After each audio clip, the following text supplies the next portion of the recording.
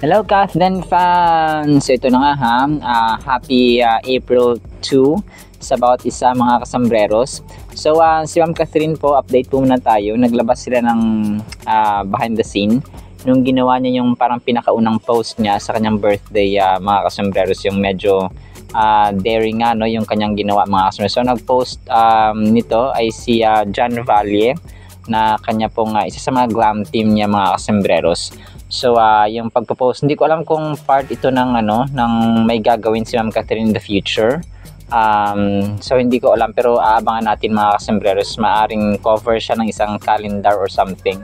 So baka ganun ang peg ng inyong box office queen mga kasambreros.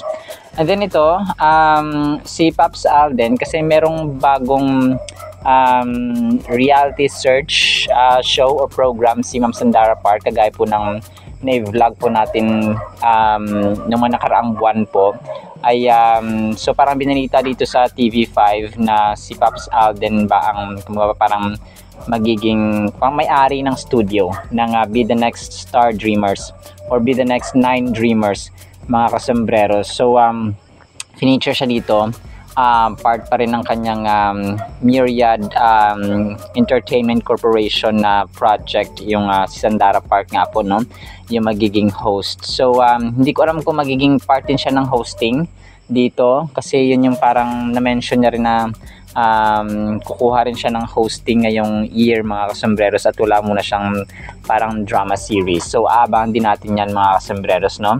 And then ito yung pinaka inaabangan talaga ng lahat sa April 4 na po ito, no, mga kasambreros. So 2 days to go ay the ABS-CBN Ball 2025 na po mga kasambreros, kasi 2023 pa yata yung last nila, featuring dito syempre yung mga kumaga pa yung mga artista ng ABS-CBN mga kasambreros, no.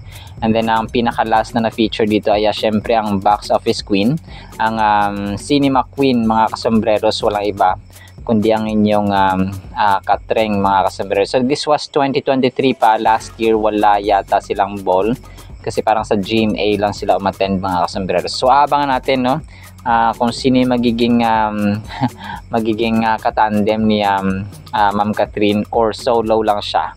So pwede naman sigurong friend, no, kasi si Joshua merong Julia Barreto, and then yung marami ng mga tandem, kay Dilex, Don Bell, no, Kim Pao mga kasambreros, Franceth, no, si Francine Diaz at saka si Seth Fedelin, pero hindi ko alam kung magiging may katandem si Ma'am Catherine, pero palagay ko wala. And then ito, yung iba dito, binigyan nila ng mali siya ang picture na ito ni Barbie Forteza with Sir Alden Richards, kasi ang dalawa habang group picture ito, pero yung dalawa sobrang dikit na dikit na pero friend lang po sila mga kasambreros, talagang tropa-tropa lang ito, no? Wag po nating bigyan kasi nagkakasama sila parati sa jogging. Si Ma'am Barbie Forteza, ang bet nito ay si Sir David Licauco. So yung Barda nga po mga kasambreros. So pero wag nating bigyan ng mali siya mga kasambreros. Si Ma'am Barbie Forteza na super bait, na kahit na sino parang nakakasundo nitong artistang ito, kasi nga very down to earth, kahit na sobrang sikat na nila mga kasambreros, or kahit na sobrang sikat na niya mga kasambreros, no.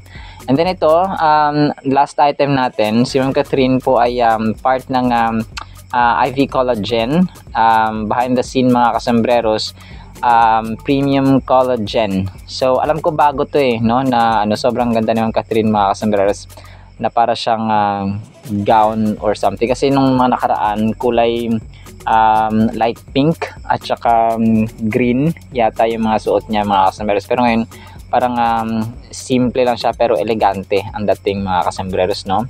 So yun po sa ating Kathleen items. Para po sa ating Word of God, sobrang ganda po nito.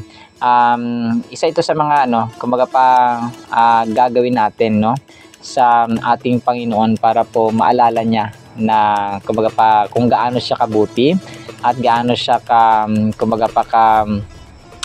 kamawain mga kasambreros.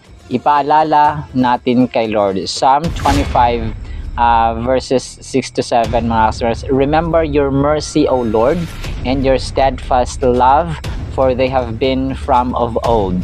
Verse 7, remember not the sins of my youth or my transgressions. According to your steadfast love, remember me for the sake of your goodness, O Lord. Ito mga kasembreros ay yung salmista dito, gusto niyang i-remind ang Panginoon, no? Isa ito actually sa mga techniques na ang Diyos po natin ay gagawin ulit yung miracles, gagawin ulit yung wonderful act, no? Kung kaya pag nagpe-pray tayo, nagpe-pray ako talaga mga kasembreros na sinasama ko, no, yung mga amazing works niya sa time ni Abraham, ni Isaac, ni Jacob, sa time ni Daniel, na kung saan ay sinave niya sa from the mouth of the lions, no? Sa time ni Shadrach, Meshach at Abednego, na kung saan ay sinave niya ang mga to nung hindi sila nag-bow down sa gintong Diyos-Diyosa na ginawa ni King Nebuchadnezzar, sa time ni David, no, sa time ni Prophet Samuel, sa time ni Jeremiah, sa time ni Joshua, na kung saan ay tumigil ang araw at ang buwan, mga kasembreros, sa time ni Moises, na kung saan hinati niya ang yung Dead Sea, mga kasembreros, ay ito yung mga wonderful acts and more, no? Yung kay Prophet Ezekiel, no, ginawa niyang sundalo ang mga buto or mga kalansay na wala ng buhay, mga kasembreros, but they came to life because of God's power. Ginawa niyang soldiers, no? Ginawa niyang army, mga kasembreros, yung mga buto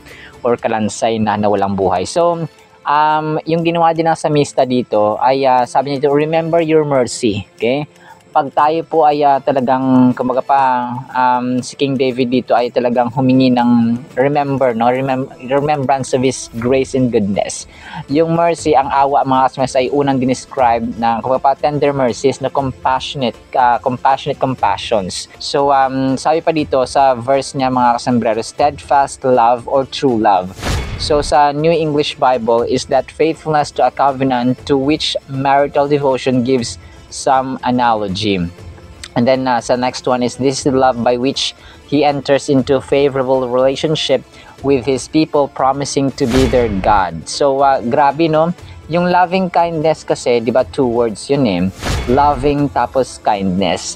Yung iba ginagawang plural, no? Loving kindnesses. Although wrong grammar siya, pero para lang ma-emphasize yung greatness, yung bigat, yung weight, yung emphasis ng pag-ibig ng Diyos, no? Loving na, tapos kind pa siya, mga kasembreros, no?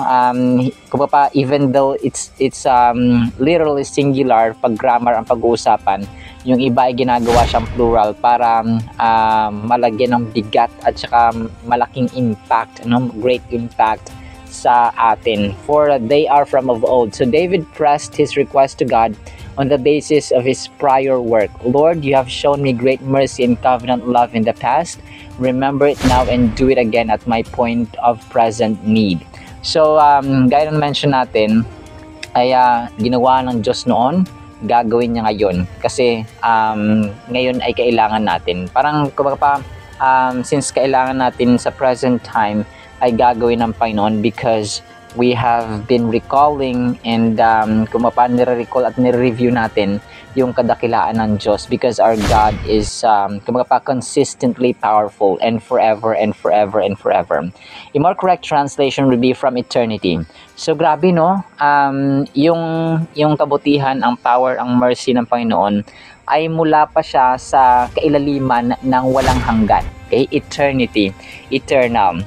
So, grabe, no, from eternity, from eternal to eternal to eternal to present and even to the future generations. Wala siyang katapusan. Ganon ang ugali at ang nature ng Panginoon. And it's unchanging. Hindi siya natitinag, hindi nagbabago. He will be the same, He was the same, He is the same, and He will be the same, mga kasembreros. Wala siyang pagbabago. Do not remember the sins of my youth. Sabi sa next verse natin, wag mo nang alalahanin. Yung alalahanin mo yung awa na lang, Lord, no? Parang ganun gustong sabihin ni King David dito, no? Wag mo nang alalahanin yung aking mga kasalanan, no? From my youth, no? Immediately after asking God to remember yung mercy or awa ng Panginoon in loving kindness, sa verse 6, David then asked God to forget. He wanted to forget his own youthful sins in the sense of forgiving them and he wanted God to remember God's own faithfulness in prior times. So instead of remembering his sins from our youth, no, in general, ay yung alalahanin na sana ng Panginoon ay yung kanyang awa. Okay, according to your mercy, remember me for your goodness' sake, O Lord. There are strong expressions of David's humility and even repentance. He asked to be remembered not on the basis of merit but on the basis of mercy. Grabe, no? Kasi si David, si King David po ay faithful man naman siya ng Panginoon. May mga times na nagkakasala siya. Pero andun yung kumbaga faithfulness ni David. Kung kaya nga sa kanya yung sa kanya nagmula yung lahi ni Judah and eventually sa yung lahi ni Jesus Christ, and a man after God's own heart is King David. Pero grabe, no, pwede siya nang sabihin na dahil sa may nagawa naman ako, Lord, ganito ganyan na faithfulness sa iyo nung nakaraan. So pero hindi yung niya, as a sign of humility, of humbleness, mga kasmers, mas pinili niya na out of mercy na lang ni Lord siya patawarin, not out of merit na meron siyang karapatan na mag-claim na may nagawa naman ako mabuti, no, makatarungan sa iyong harapan nung nakaraan. So sana yun na lang yung pambawi ko para makalimutan mo yung kasalanan ko. So hindi. Pero sabi niya dito, nirecall niya instead yung mercy ng Panginoon. Grabe, no?